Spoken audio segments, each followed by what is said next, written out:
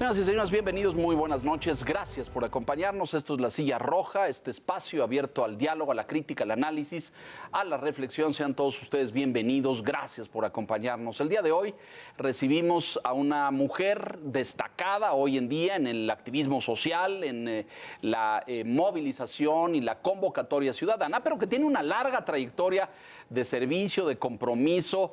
Ha sido consejera electoral, ha sido agregada cultural en el extranjero, ha sido diplomática, es comunicadora, publica y es periodista y editorialista y colega además. Alejandra Latapí, un gusto enorme y un orgullo que estés con nosotros. Gracias. Muchísimas gracias. Bienvenida. Gracias por estar aquí. Sean Quintana, buenas noches. Buenas noches, Alejandra, bienvenida. Señor Piz, muy buenas noches. Buenas noches, bienvenida. Gracias.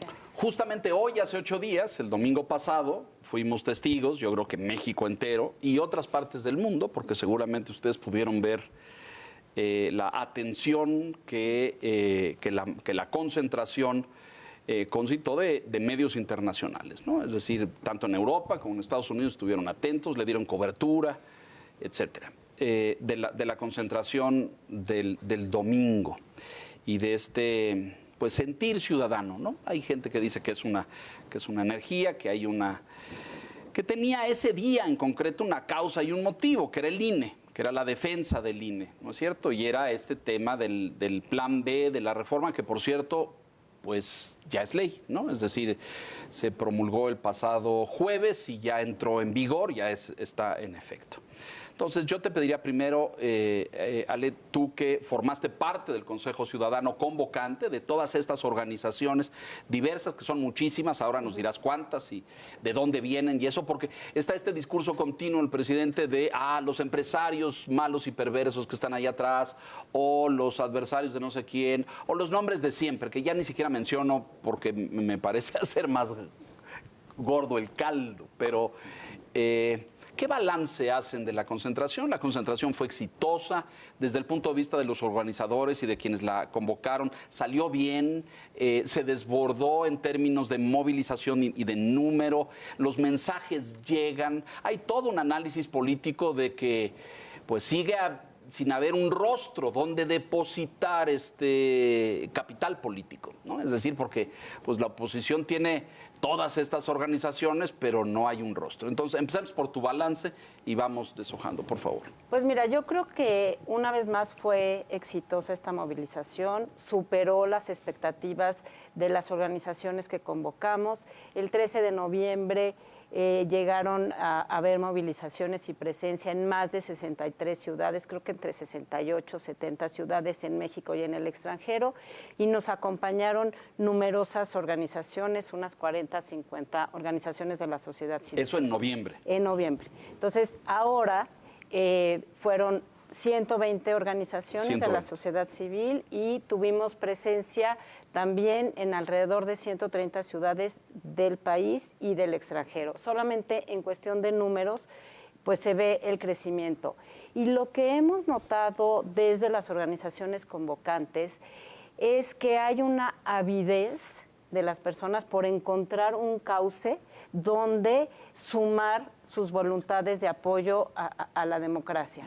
Y es un fenómeno distinto a lo que tienen causas legítimas como pueden ser de medioambientalistas, de grupos vulnerables, de minorías o de salud, de educación, porque se entiende y se vive el conocimiento y el saber y la certeza de que sin la democracia como esa plataforma desde las que todas y todos podemos presentar nuestras causas, va a ser imposible continuar con ellas. Entonces, muchas veces, a lo largo de esta administración, que se han visto estos sectores tan afectados, han salido a manifestar y a exigir soluciones y no han sido o no habían sido acompañadas con de esta dimensión. Entonces, creo que tenemos hoy la posibilidad, como tú decías, ya tenemos un capital social desde donde hablarles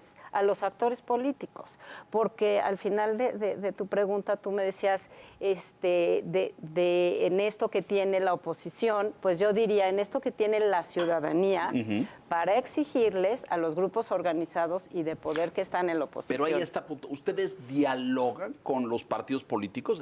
Y yo creo que sería muy útil para el auditorio tratar de explicar que esta concentración fue convocada por partidos.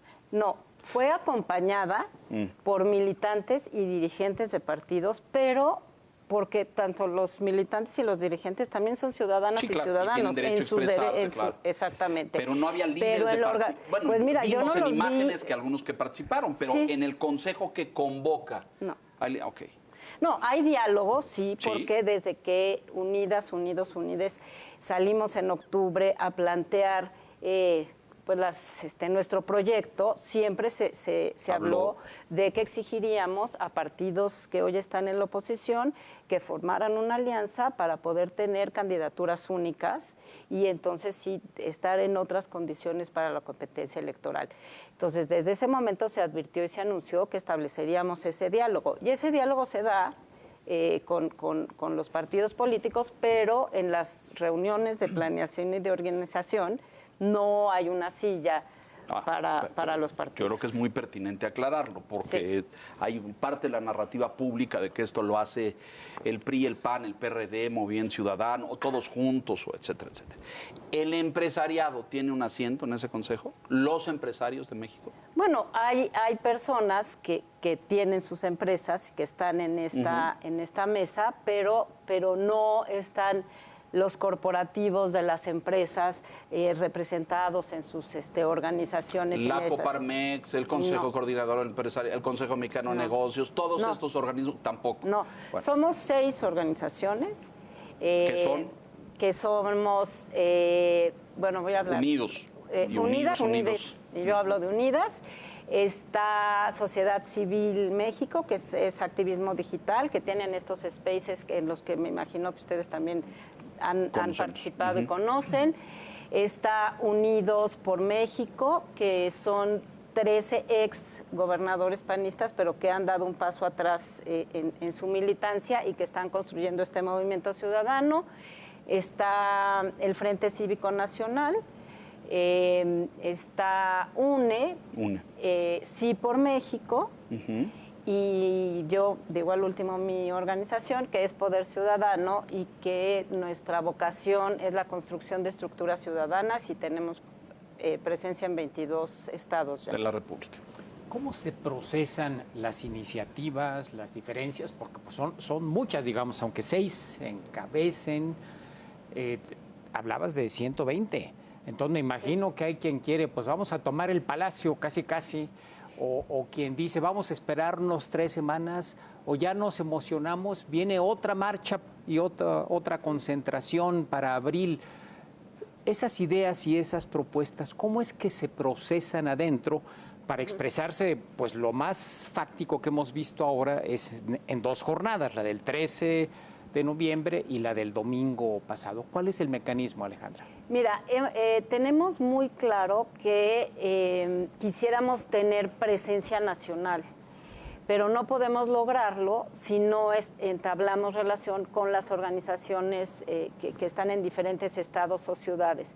Entonces, para las 2 movilizaciones hemos convocado, la verdad es que la tecnología nos sirve muchísimo porque tenemos reuniones por Zoom continuamente, tenemos chats y ahí vamos dando las indicaciones, pero la definición o la determinación más importante ha sido que somos muy respetuosos de cómo se organizan en cada localidad y nosotros no tenemos capacidad para organizar directamente allá, sino solamente para apoyar, pero para apoyar pues con el diseño gráfico, con algunos mensajes, quizás con sugerencias de alguna persona que pueda fungir como orador o oradora, pero realmente lo valioso, yo creo que también en términos de madurez ciudadana, es que son las organizaciones que no necesariamente son solamente estas 6, sino otras locales, se reúnen y toman las decisiones y organizan sus eventos, porque además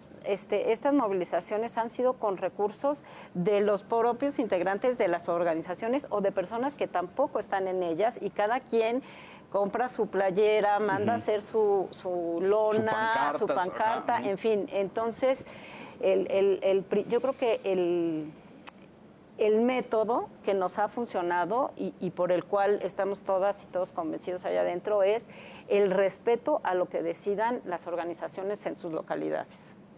A nivel, en cada una de las entidades. Y quizás en cada una de las ciudades, ¿eh? No necesita, porque no está estructurada así la sociedad. Claro. Hay ciudades, por ejemplo, en Coahuila, que hubo movilizaciones en 4 o 5 ciudades. Diferentes, claro. Y diferentes organizaciones. Me gusta mucho escuchar, y ahorita le entramos a eso, porque ya es lo político, ya no solamente es los ciudadanos, sino cómo los ciudadanos se pueden convertir en político, y es la formación de cuadros para potenciales candidaturas hacia adelante. Pero ahorita le entramos a eso.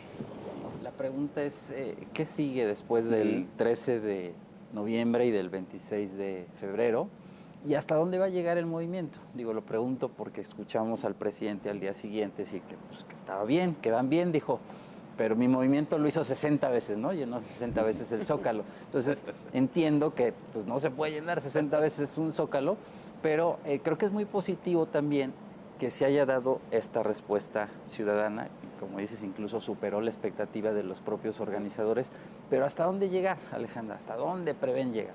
Mira, cuando salimos en octubre, planteamos, la construcción de esta estructura, esta red ciudadana para la promoción, cuidado y defensa del voto, y en octubre dijimos, y la defensa del INE. El otro objetivo es, y sigue siendo, la elaboración de un programa de gobierno ciudadano, con participación ciudadana, para entregarles a los partidos políticos. Estamos trabajando en ello, seguimos en ese programa. Y el siguiente objetivo fue exigir a los partidos políticos, con esta estructura a lo largo y ancho del país, con este programa, el compromiso para las candidaturas únicas atadas, amarradas y firmadas al compromiso de gobiernos de coalición y alianzas parlamentarias. Entonces, se nos atravesó la reforma constitucional y después se nos atravesó, como falló el plan A, pues se nos atravesó el siguiente plan. Eso no quiere decir que hayamos descuidado los objetivos que nos planteamos. Esos son de mediano y largo plazo. Porque además también tenemos la convicción de que esto no termina en el 24. O sea, este es un ejercicio de ciudadanía y de crecimiento y madurez política en la que estamos comprometidas y comprometidos. Se nos atraviesa las reformas y se convierten en una aduana. Si no pasamos esa aduana, difícilmente podremos llegar a los siguientes plazos. Estamos ya también dentro de poco tiempo por entregar este programa en el que ha habido la participación vía chat, por un chatbot, está en nuestras redes, entren a nuestras páginas, cómo participar, y es un mecanismo muy sencillo que te va llevando a los temas que cada quien va decidiendo. Y pues en esta relación que hay con los partidos políticos se está trabajando en el diseño de un método que permita, llevarles a los partidos políticos propuestas de un método de cómo sean la selección de las candidaturas. Todas. Porque uno siempre piensa... Todas las que se puedan. Todas las que se puedan. Es decir, sí. o la presidencial no, pero a los congresos locales y federal sí, o a los gobernadores. Todas. Todas las que se puedan. Ok. ¿No? Yo no pondría límites, porque van a estar en juego congresos locales, presidencias municipales, gubernaturas, las ¿Ese cámaras. método ya existe? No, lo estamos trabajando en ello. Complicado, ¿no? Es un reto gigantesco, me imagino, porque... Pues sí, porque no hay primarias, ¿no? Claro. En la ley. Entonces, pero hay la voluntad y hay este ejército ciudadano. Bueno, no me gustó el término, ¿verdad? Equipo ciudadano, esta gran movilización ciudadana, que podemos irnos organizando y quizás instrumentar algún método en donde también Me parece, a ver, vamos a entrar a lo de... Sí. Todavía no me preguntas, pero... No, pero ya Pero abórdalo. me parece que estas dos movilizaciones sí también son un llamado de atención a las dirigencias de los partidos, porque hay una voz que ya se está expresando y que quiere seguirse expresando y que debe de ser tomada en cuenta si quieren recuperar pues, su papel en la sociedad y en lo que Sí, porque ahí sucede en hay el todo país, un debate, ¿no es cierto? De que los partidos, al paso de los años, pues a ver si se vale la palabra, pero se desciudadanizaron. Es decir, como perdieron como amarre, sustento, simiente en la ciudadanía y se vuelven estructuras políticas válidas, me parece, de formación de cuadros y de estas cosas, pero que luego pierden contacto con la ciudadanía. A lo mejor parte del fenómeno de Morena es que recuperó esa vinculación. No lo sé, la historia lo irá contando un poco, pero hoy veo a partidos pues muy desligados, ¿no? Sí. De hecho, es inimaginable que un partido político convoque a movilizaciones como las que vimos y que tenga tanta convocatoria, que vaya tanta gente. Ni el PRI, ni el PAN, ni el PRD. Morena porque tiene la estructura del poder, 22, 23 gobernaturas, el gobierno federal y bueno, esa maquinaria puede llevar gente a muchos lados. Pero nace este impulso ciudadano en el ánimo de defender el voto, luego esto se traduce específicamente en la defensa del INE. Ya esta semana es ley el Plan B, y bueno, ya empezaron desde el jueves mismo las impugnaciones a lo que ya se convierte en ley. Impugnaciones a la destitución automática del secretario ejecutivo del INE, Edmundo Jacobo, pero también va a haber acciones de inconstitucionalidad, amparos en lo individual, reclamos ante el Tribunal Electoral y controversias constitucionales, o sea, una multitud de recursos que son el paso siguiente para tratar de que por lo menos los aspectos evidentemente inconstitucionales de este conjunto de reformas se apliquen. ¿Ahí cómo participan las organizaciones ciudadanas, Alejandra? Hemos empezado ya a trabajar en las movilizaciones, en las manifestaciones. Hubo mesas y hubo ciudadanas y ciudadanos solicitando firmas para esta figura que se llama amicus curiae, que significa amigos de la Corte, para ir acompañando los recursos que se van a presentar. Estamos también desde el jueves incrementando la campaña de suma de firmas a estos amicus curiae mediante dos vías. La electrónica, Vía un sitio de internet que ha estado en todas las en nuestras redes y en los chats, y por firmas autógrafas estamos organizando ya en donde tenemos presencia territorial a nuestros simpatizantes de sal, con tus vecinas, con tus vecinos, con tus familiares, amistades, recoge la firma, está ya el documento síntesis del recurso legal en un lenguaje muy comprensible para cualquier persona, y nos estamos dando estos días para poder irlos presentando. A partir de que fue publicada el resto de la reforma, tenemos 30 días, pero queremos ir ya llevando estos recursos, además de que en su momento se irá también caminando para entender si hay necesidad de presentar amparos por violaciones a derechos humanos y violación de datos personales, o los juicios electorales cuando ya haya una acción concreta derivada de esta ley que viole derechos políticos de los ciudadanos.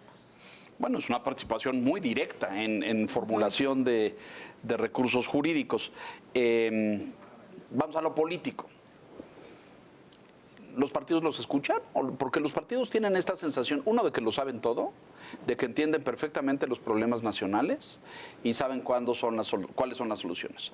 El problema es que cuando los partidos se convierten en gobiernos, pues a lo mejor su eficiencia o su efectividad es ampliamente cuestionable, porque pues prometen una serie de cosas que luego cuando llegan pues no sucede. Y no me refiero al actual, porque el actual pues es muy evidente, lo tenemos muy fresco, ¿no?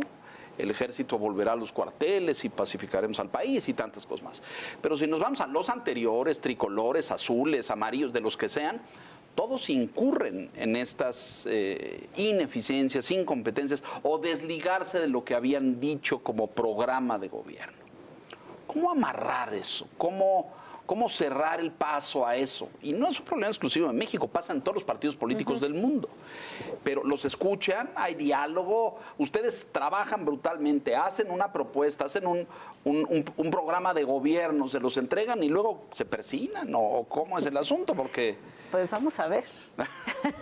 Mira, yo no haría generalizaciones absolutas, ¿no? Porque en este trayecto, pues vimos que en el 2021, por presión de organizaciones de la sociedad civil, 3 partidos acudieron y atendieron el llamado y hubo la alianza Va por México, con sus dificultades, que vuelve a estar presente, por lo menos ahora, en las 2 elecciones de Estado de México y Coahuila. Y hay quienes tienen los oídos y el alma más sensible que otros personajes, actores de la política o partidos, y eso también depende de las necesidades de cada quien. Entonces, lo que sí, yo creo que el mensaje está muy claro. Esto no puede ser decidido por 3 o 4 personas. ¿No? O sea, esto de lo que siga, si hay posibilidad... Construir o no una candidaturas de unidad. Exactamente, no puede seguir en manos de 3 dirigentes o 4 dirigentes, por más que hayan anunciado que... ¿no? Exacto. Yo creo que fue un alarde haber salido hace algunas semanas a decir, pues yo me reparto, a ti te toca y a mí me toca la siguiente. Ojalá recapaciten, porque entonces sí, yo creo que mantener esa actitud pues no ganará las simpatías de quienes estamos saliendo a defender otra manera de hacer las cosas, y que los partidos recuperen esa función de ser las correas de transmisión de todas las ciudadanas y los ciudadanos de su electorado, claro, y de llevar eso a que se conviertan en políticas públicas. ¿Será posible una candidatura ciudadana en el 24 para la presidencia? Que no sea alguien de los partidos, sino que sea un ciudadano.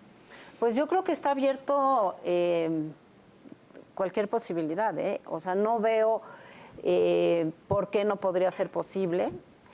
Estamos queriendo también entrar en contacto con las personas que están aspirando a las candidaturas, ya sea dentro de algún partido o de manera independiente, para que puedan ser pues, conocidos, que tengan espacios públicos, que haya debate, contraste de ideas, y poco a poco que pues todo el electorado vayamos conociendo las posibilidades, y después en algún mecanismo o varios mecanismos que están por definirse, pues poder acercarnos a algunas decisiones.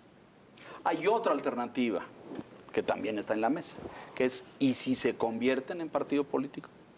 ¿Está esa discusión o presente? Pues ahorita no, legalmente de aquí al 24 no hay. Ya no da tiempo. Claro. No, y además tampoco no está en la mesa por lo pronto. Lo que queremos y lo que nos importa mucho más es tener esta red territorial de personas que...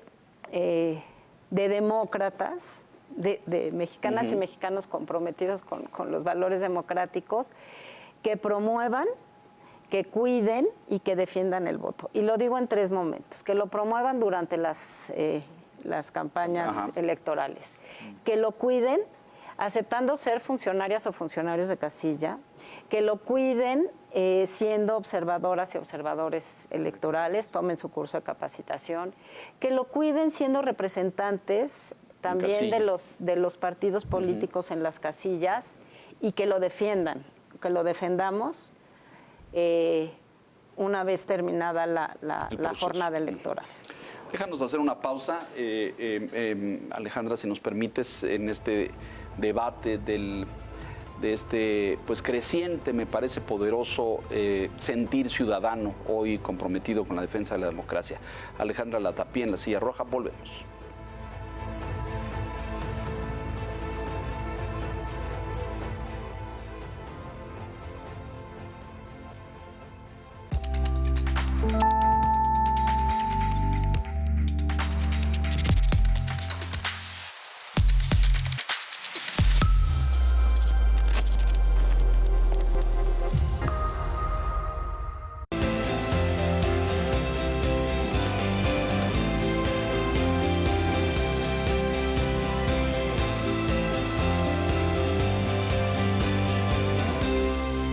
elfinanciero.com.mx. Por cuarto año consecutivo en El Financiero nos preocupamos por mantenerte siempre informado.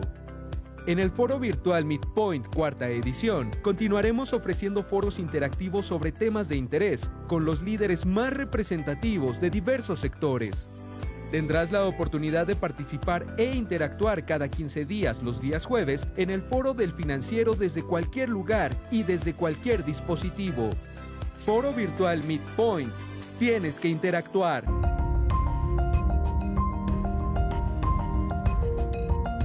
La realidad cotidiana tiene múltiples matices, perspectivas, puntos de vista. El análisis en la voz de politólogos, economistas, académicos, especialistas, todas las noches, 9 en punto, al cierre. Al cierre, 9 de la noche.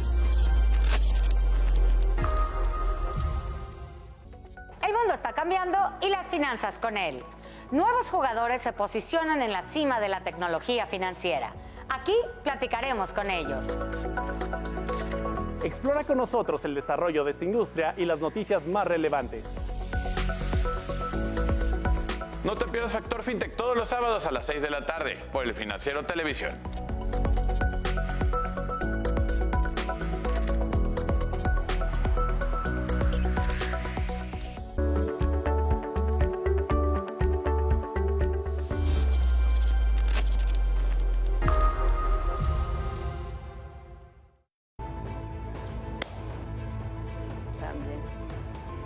Estamos de regreso. Gracias, Ale, por seguir con nosotros. Se planteaba aquí la posibilidad de un candidato presidencial ciudadano. Sí, que le quite el estigma partidista, ¿no? Porque pues eso también creo que le resta, ¿no? Frente a pues vimos la respuesta la semana pasada de la ciudadanía, ¿no? Entonces creo que pues por ahí podría haber una opción.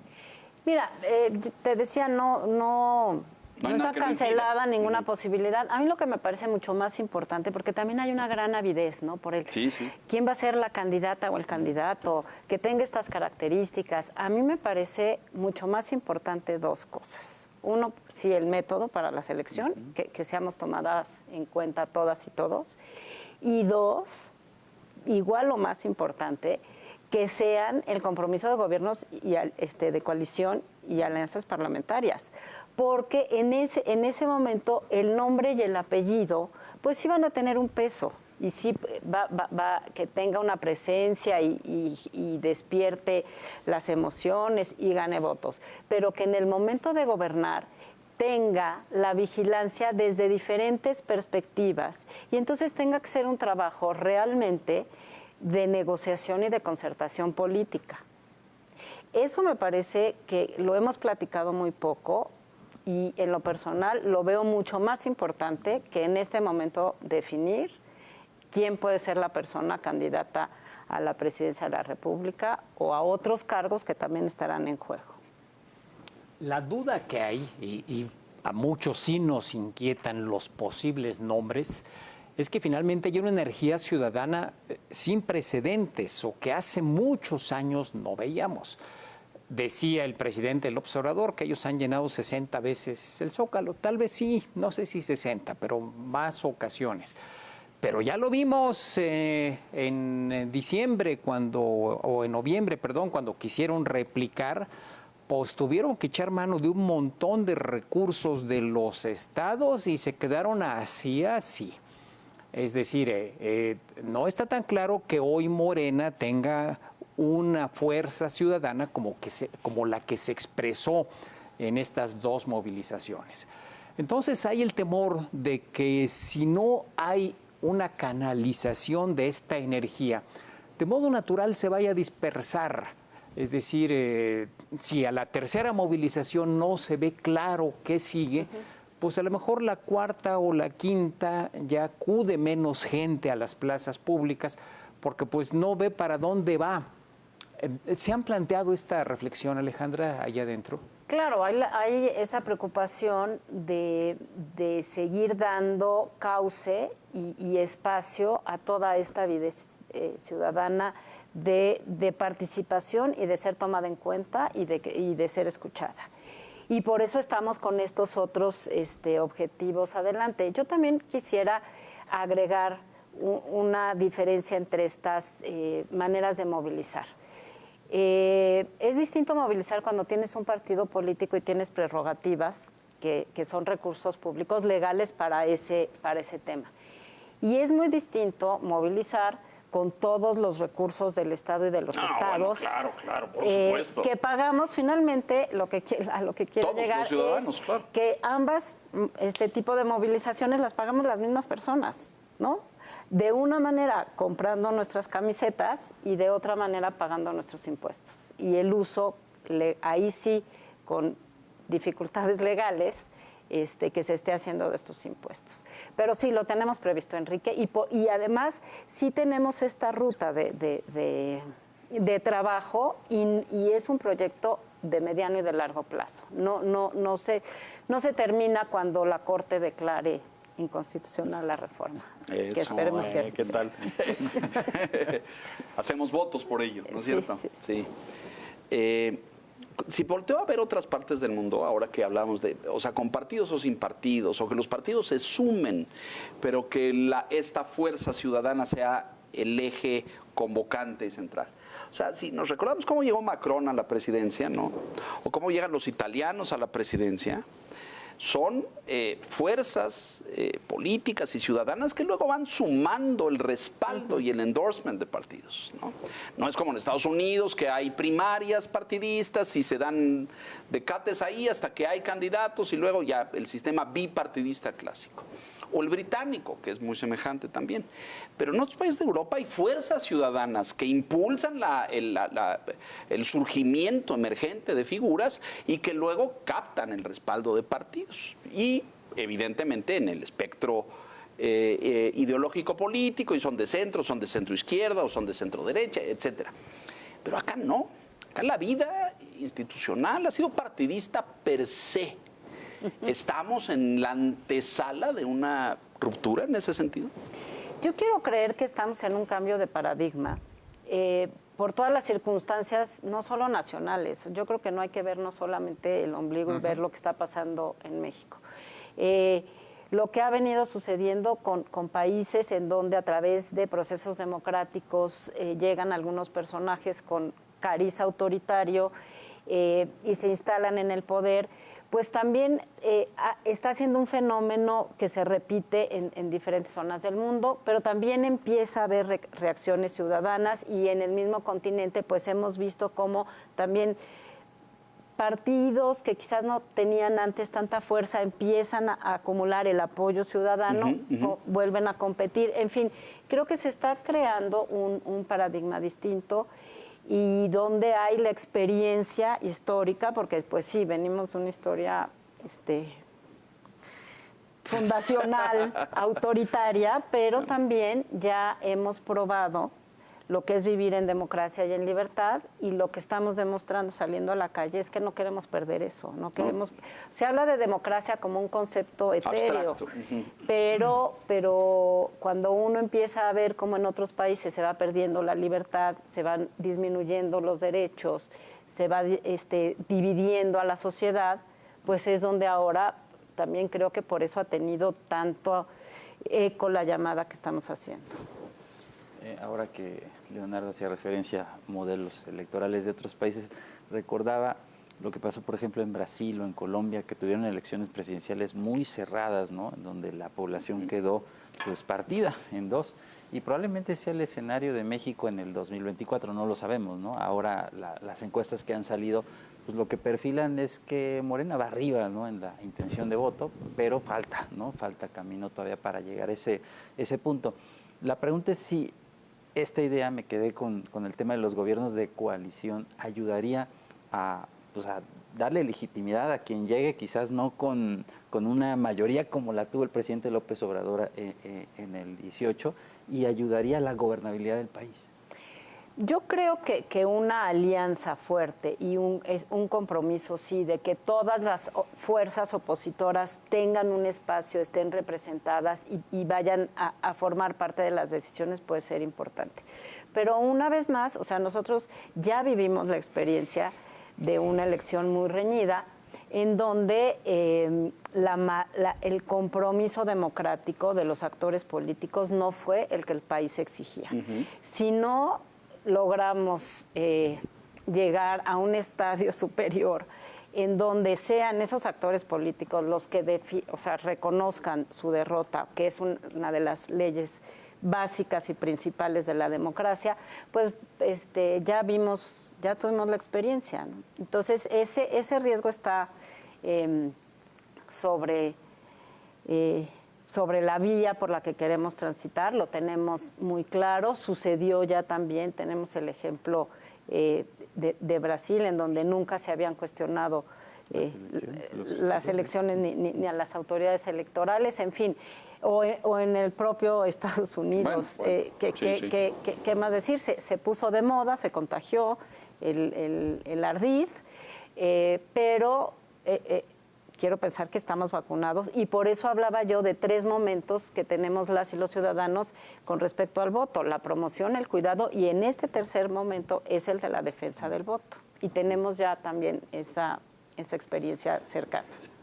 Sobre todo viendo las citas inmediatas del Estado de México y de Coahuila, la suspensión del ministro Pérez Dayán está vigente. Sí. A pesar de que supimos la semana que terminó que la presidencia iba a impugnar esa suspensión, pero lo que me parece muy importante es, a pesar de que esto ya es ley y entró en vigor y ya empezaron las bajas en el INE, que no se afecten los procesos electorales inmediatos. Y hasta donde entiendo, el paraguas de la suspensión está vigente, ¿cierto? Para la ley de comunicación. Para esas dos, para las otras 4, no. Lo que pasa es que las otras 4 no tendrían impacto posibilidad directo, porque ya están fuera del tiempo en donde para podrían esos procesos tener efecto para estos procesos. Correcto. Sí. ¿Anticipabas tu esperanza de que la Corte declare inconstitucional este conjunto de reformas, no solamente las 2 que ya fueron promulgadas desde el año pasado, sino las 4 que fueron promulgadas esta semana? Supongamos que sea así. Ahora se habla de un plan C, ya que el plan B eventualmente, hasta el propio presidente dijo, pues a lo mejor lo rechaza la Corte, que es el tener una integración del Consejo General del INE que pueda ser favorable a la visión gubernamental y a Morena. Estamos en este proceso de selección de los 4 consejeros, uno de ellos, el consejero o consejera presidenta. Hay un debate ahí del género, del tema de si la resolución del tribunal va a seguir vigente o no, pero ¿te preocupa este proceso? ¿Cómo ves el proceso? Tú estuviste ahí sentada en el Consejo General del INE. ¿Cómo ves este proceso hasta ahora? Sí, me parece muy preocupante. Bueno, nada más quiero recordar que las decisiones del tribunal son definitivas e inapelables. Que sea una consejera presidenta obedece a que esta institución no ha tenido ninguna presidenta y hay ya una disposición para que las mujeres vayamos teniendo más espacios de decisión. Me preocupa mucho esa integración. Hay ya más de 345, creo, personas que ya pasaron el primer filtro, están ya inscritas en el proceso. Y yo creo que también como ciudadanas y ciudadanos tenemos que estar vigilando los pasos que dé a conocer el comité, los nombres, los perfiles y manifestarnos públicamente sobre quienes nos parecen confiables para llevar a cabo esa gestión. Porque sí, las decisiones son en un Consejo General y son colegiadas. La presidencia tiene un peso administrativo importante, pero las grandes decisiones se toman de manera colegiada. Entonces ahí, precisamente para que sea la suma de distintas visiones la que llegue a lo mejor a las decisiones viables y las mejores que haya de alternativas. Pero sí, pues sí es preocupante que por esa vía hay en esas listas nombres de personas que no parece que tengan el perfil que se exige para el cargo, y entonces pues habrá que estar atentos o que tengan una clara vinculación con algún partido político o alguna fuerza política. Las organizaciones agrupadas, las 6 y las otras, ¿van a hacer algún pronunciamiento? Esto tiene que resolverse en este mes. Se supone que las quintetas deben estar presentadas antes de que termine el mes de marzo. Entonces, cuando, por ejemplo, ya estén estas quintetas, el comité ya haya definido, ¿se tiene previsto que haya algún tipo de pronunciamiento? Mira, no lo tenemos así ya agendado, pero sí es de los temas en la mesa, y ahí solo te podría hablar de mi organización, que sí estamos ya en un trabajo de análisis de los perfiles que hay, que compartiremos por supuesto, nuestro análisis lo compartiremos con el resto de las organizaciones dentro de Unidas y Unidos, y quizás podamos hacer algún pronunciamiento común, pero no lo tenemos agendado todavía. Ya hubo algunos sectores que se manifestaron con mucha preocupación por la inclinación política o partidista o afinidad con alguna fuerza o con el gobierno, de hecho. Sí, por el comité de selección. Exactamente. ¿No? Los perfiles que están ahí en el comité de selección. ¿Qué tan importante es la figura del secretario ejecutivo en el Consejo General? Porque, bueno, tuvimos apenas el jueves que entra en vigor el plan B, ¿no? El resto del paquete de reformas electorales. El INE dice, pues yo acato, ceso al secretario, pero al mismo tiempo me inconformo y voy a impugnar ante la Sala Superior del Tribunal, porque decías, las resoluciones del tribunal son inatacables, ¿no? Es la última instancia en materia electoral, y entiendo lo que decía el Consejo, el INE, que el secretario ejecutivo lo elige el Consejo por mayoría calificada, ¿no? Entonces, ¿qué tan importante es esa figura? Esa figura es fundamental y desaparece con la nueva ley aprobada. Y es fundamental porque es la cabeza que organiza las decisiones que toma el Consejo General. No hemos platicado de la distorsión que provoca dentro de la operación cotidiana del instituto la nueva ley, porque desaparece la figura del secretario, que es una cabeza que coordina todas las labores operativas, que esa no puede ser colegiada, porque a él no le toca decidir, sino instrumentar las decisiones que ya se tomaron. Poner en práctica lo que decide el Consejo. Y entonces, en lugar de secretariado ejecutivo, lo que se plantea es una comisión de administración que pervierte el sentido y el origen del diseño institucional. Porque en esa comisión de administración se prevé que participen algunos consejeros y consejeros que sí forman parte del cuerpo que toma decisiones. Participan algunos funcionarios del área operativa y participa indirectamente o a través del órgano interno de control, la Cámara de Diputados, la mayoría de la Cámara de Diputados, con atribuciones metaconstitucionales, porque el órgano interno de control, sus funciones, hasta con la ley anterior, son como las de cualquier contralor: vigilar y supervisar el ejercicio presupuestal de la organización, no intervenir bajo ninguna circunstancia en las decisiones de la institución.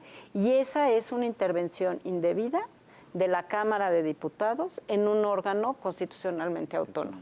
Claro, es un atropello, de hecho, ¿no? Porque cruzas la decisión con la operación administrativa, ¿no? Pero además, imagínate, a la hora de ejecutar y operar las decisiones que no vienen del Consejo General, que están en un órgano ahí como de entre azul y buenas noches, con funciones que no les corresponden a las áreas que están representadas ahí, y después cómo se van a ir instrumentando en lo que quede, además, en lo que quede de institución, porque con todas las áreas que desaparecen, ¿no? Y no se reducen ninguna de las funciones y obligaciones que tiene el instituto, no se le restan. Sí, ni el monitoreo, ni la organización, ¿no?, de comicios, ni la educación cívica. Exacto, nada de eso, nada. La administración de los tiempos en medios. En aire, así es. Sí. Si vemos el mediano plazo, Alejandra, nos hemos concentrado en la problemática inmediata. Es un montón, hay un montón de frentes. Pero en el mediano plazo, ¿ves tú a una ciudadanía diferente en México? porque pareciera que pues estamos así en vaivenes. Es decir, llega Morena con mucho respaldo ciudadano en el 2018, 30 millones de votos, alta participación. Luego, para un sector que respaldó a Morena, viene la inconformidad, la decepción de lo que resultó, pero como que esta ciudadanía pues no está presente de manera regular. ¿Tú sí percibes este cambio ahora? Yo lo percibo hasta en la fila del supermercado. O sea, creo que el tema está permeando porque la preocupación se está sintiendo no solo en los bolsillos de las personas, sino en lo que se está escuchando y que los riesgos se empiezan a ver mucho más de cerca. ¿Qué efecto vaya a tener esta preocupación y esta intervención personal en los temas sociales y políticos?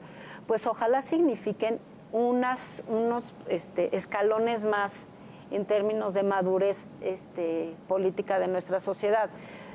Ojalá también no nos enganchemos en confrontaciones. La llamada desde las organizaciones, estas 120 organizaciones, han sido siempre en un tono de respeto, de recuperar la armonía de la convivencia social. Entonces, eso también ha sido muy bien recibido. Algunas breves y leves gritos en algunas de las manifestaciones no tuvieron mayor eco más que el de ese instante, cuando fueron en ese tono de descalificación o de pugna. Las mismas personas estaban callando a quienes gritaban algún improperio. Entonces sí veo esta voluntad y este interés por participar, por construir. Y bueno, se ve también en que hay más interés por estar informadas e informados. Quiero creer, y también por eso estamos trabajando, de que esto vaya en aumento y no sea llamarada de petate. Claro, y que no se acabe aquí. Me preocupa mucho, no sé si lo tengan medido o tengan algún indicador, pero me preocupa mucho que esto a veces parecen diálogos circulares, ¿no? El presidente ha sido muy eficiente en la polarización, en crear una dicotomía, y hay unos de un lado y otros del otro. Y ahí hay nombres y epítetos al por mayor, ¿no? Pero él le habla a unos, no le interesa convencer a los otros, al contrario, hay ataque, denuesto, humillación, etc. Y los otros, que son los que se fueron a movilizar el domingo y se concentraron ahí, parece que se hablan solo entre sí mismos. Es decir, yo no veo ningún esfuerzo aquí para convocar a otros segmentos socioeconómicos o socioculturales de la sociedad mexicana. Y la pregunta concreta es, ¿ustedes tienen medido si aquí hay, porque cuando uno lo ve y se burlan los simpatizantes del gobierno y dicen, claro, es que todos son clase media, alta, urbana, aquí no hay un campesino, aquí no hay un sindicalista, aquí no hay un trabajador del metro, aquí todos son profesionistas, clases medias educadas y clases medias altas, etcétera. ¿Qué dices a esto? Bueno, yo los invito a ver en las redes varias fotografías y videos que contradicen. No estoy negando que mayoritariamente estemos las clases medias. ¿Por qué? Porque las clases medias somos las que estamos siendo verdaderamente afectadas en nuestra vida cotidiana, en lo que está pasando en el país, porque no necesariamente somos beneficiarias de ninguno de los programas sociales, ni nos han concedido estos grandes contratos sin licitación. Estamos precisamente en medio, con muchas diferencias, pero finalmente en medio. Pero sí quiero decir que en estas escenas que se están multiplicando, pues sí vemos una pluralidad amplia, diversa. De la realidad del país. Sí, sí. O sea, hay de todas clases sociales, de todos orígenes profesionales y culturales. Bien. Y porque también hay muchas personas que se sienten traicionadas, no solo decepcionadas, sino traicionadas. Y ahí también yo creo que tenemos que tener mucho cuidado, porque es distinta la emoción cuando te decepcionas que cuando te sientes traicionado, y entonces viene un enojo. Y entonces ahí también no hay que seguir alimentando los enojos. Pues porque se vuelven pues, date una vuelta por bombas Palacio de tiempo, y díselos ahí a ver si te hacen caso, porque ahí todos los días eso. Pregúntale, en los últimos días de esta semana le tocó a la ministra, presidenta Norma Piña, ¿no? Bueno, el lunes mismo puso imágenes con unos circulitos claro, de los rostros de los 50 personajes públicos, y había gente del espectáculo, gente del medio artístico, había gente de la cultura, todo, políticos, partidistas, sí, el señalamiento. Bueno, también criticó a personas que trabajan en el INE. Como, sí, también, claro. Trabajar en el INE, pues no ¿Estuviste en esa honrosa galería o no? No ha aparecido, no me eches la sal. Sí, no, bueno, ahí piensa que es que... Si no existo. Que es un honor. Estamos llegando ya casi al final. ¿Te preocupa el Poder Judicial? Tengo absoluta confianza en la ministra Piña. Tengo confianza en el Pleno de la Corte. Tengo confianza en magistrados del Tribunal y magistradas del Tribunal Electoral. Y sí, tengo en general confianza en el Poder Judicial. Y me parece importante que se los hagamos saber. Bueno, creo que está presente un poco todos los días, y ahí el mensaje fue muy contundente en ese sentido. ¿Conclusiones? Sí, habrá que ver también cómo queda el INE, ¿no? Después de este proceso para elegir a los nuevos consejeros, ¿no? Ojalá quede un organismo sólido, ¿no? Porque ha sido muy maltratado, ¿no? En los últimos tiempos. Y autónomo, ¿no? Es decir, yo creo que si revisamos el INE de todos estos, y el IFE antes, yo creo que fue un organismo con integración de personajes muy independientes. Sí había algunos que tenían una inclinación en un sentido o en otro, pero que su votación y sentido ahí era pues como muy institucional, me parece. Ojalá y eso no se pierda, ¿no? Sí, yo creo que tanto la rama administrativa como en el Servicio Profesional Electoral, que ahora está por desaparecer, hay... Crimen absoluto ¿no? Matar el servicio, bueno, sí. O sea... Y va en contra de los derechos laborales adquiridos. No, y además es una cosa, mire, a fondo, usted que nos escucha a lo mejor no lo entiende, pero ahí se hizo un servicio de carrera para que los funcionarios electorales fueran profesionales, no improvisados, no un fenómeno que hoy vemos en el gobierno federal, ¿no? Ahí hay improvisados de todo. No, en el servicio profesional y en la rama administrativa y en el Consejo General, pues lo que se necesita es... Expertos, conocimiento del tema y lealtad a la institución y ejercicio de autonomía. Lo más importante de haber pasado por el Consejo General, haber sido consejera electoral, es que cada una de las decisiones, lo más difícil, lo más importante, y por lo que hay un salario de ese tamaño, es para ser independientes. Claro. Y toda la experiencia y todo el conocimiento acumulado y toda la capacidad operativa, pues está en el servicio profesional y en la rama administrativa, que son los que llevan años trabajando ahí y que en general se trata, y en su mayoría casi absoluta, porque siempre habrá excepciones. De funcionarias y funcionarios con un altísimo orgullo de pertenecer a la institución y por lo tanto de una gran lealtad. ¿Tengo confianza en esa parte? Sí. Me preocupa cómo se vayan a tomar las decisiones que tendrán que ejecutar con toda lealtad e institucionalidad todo el área operativa. Cuando se ve la ciudadanía participando, uno se pregunta si desde que comenzó esta administración hubiera habido esta presión, esta vigilancia, o me voy más atrás, desde hace 10, 15 años, probablemente no hubiéramos tenido los bandazos que hemos tenido, los errores que se han cometido en este y también en anteriores gobiernos. Así que ojalá que este esfuerzo que se está haciendo por organizaciones como la que encabezas y otras que están ahí alrededor, pues se conviertan en algo, yo insisto, que quede ya de manera permanente para darle un giro a nuestra actitud como ciudadanos para participar y vigilar el poder público. Sí, yo creo que esta es, una vez más, la gran oportunidad de no solamente salir a votar y pensar que ya con eso cumplimos nuestro deber, sino que la ciudadanía se ejerce cada día en estas labores de participación y vigilancia. Estuvo esta mujer, esta escritora americana. Anna Applebaum. Exacto. Que ha escrito sobre estos riesgos en torno a la fragilidad de las democracias en el mundo, ¿no? Es decir, como las democracias pues no es algo pues consagrado, que ya llega y se queda para siempre, ¿no? Y sobre todo lo que hemos visto en el mundo los últimos 10 o 15 años en Asia, en Europa, en Norteamérica de forma escandalosa.